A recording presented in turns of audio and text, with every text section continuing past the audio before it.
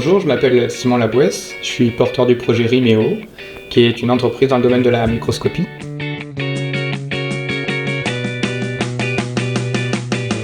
Donc l'objectif de Rimeo, ça va être de valoriser des travaux de recherche qui ont mené à la création d'une nouvelle technique de microscopie. Et cette nouvelle méthode de microscopie, elle utilise de la lumière de manière un peu originale. On peut s'attaquer à des objets biologiques beaucoup plus compliqués parce qu'on prend en compte le fait que cet échantillon, il va agir sur la lumière. Donc on ne va pas pouvoir être en total contrôle de ce qui se passe à l'intérieur de l'échantillon. Et nous, en fait, on va utiliser ça à notre avantage. Ça permet de simplifier le microscope et de fonctionner, d'imager dans des échantillons biologiques qui sont beaucoup plus compliqués que ce qui était possible avant. Ça va faire 7 ans maintenant qu'on travaille sur ce microscope. Tout l'objectif de Rimeo, ça va être de faciliter, de distribuer ce microscope à le plus grand nombre.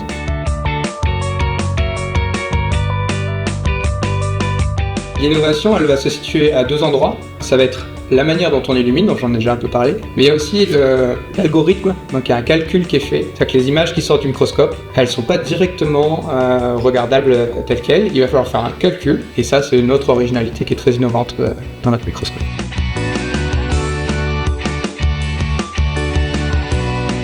Pour moi, c'est la sortie de zone de confort. J'ai besoin d'avoir des moments où je découvre un nouveau domaine. C'est très excitant de voir comment ce projet évolue et vers quoi ça emmène. Et donc, ce projet d'entrepreneuriat, pour moi personnellement, c'est aussi un moyen de suivre ce projet et de découvrir plein de nouveaux aspects.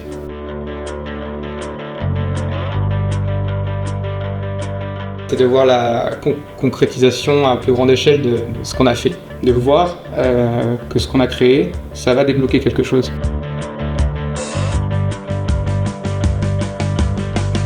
Le catalyseur, pour moi, ça a été une source de conseils, tout est nouveau, et donc d'avoir quelqu'un qui est expert dans ce domaine, qui peut nous donner quelles sont les prochaines étapes, qu'est-ce qu'il faut faire pour valider les prochains jalons, ça c'est super rassurant.